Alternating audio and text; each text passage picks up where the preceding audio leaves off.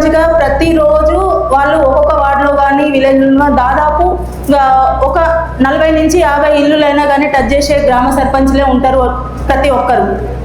అట్లాంటి ఉన్నప్పుడు ఆ ఇంట్లో ఏ సమస్య ఉంది, ఆ పిల్లలకి ఎలాంటి సమస్య ఉందనేది ప్రతి ఒక్కరికి తెలుస్తుంది.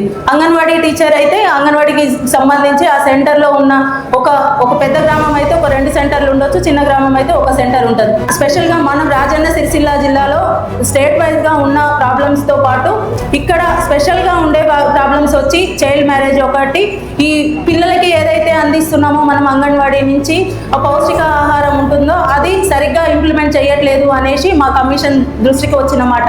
ములుగు లాంటి ఒక అటవీ ప్రాంతం ఉన్న ఏరియాలో అక్కడ టాప్లో ములుగే ఫస్ట్ ఉంది, హైదరాబాద్ లాస్ట్ ఉంది.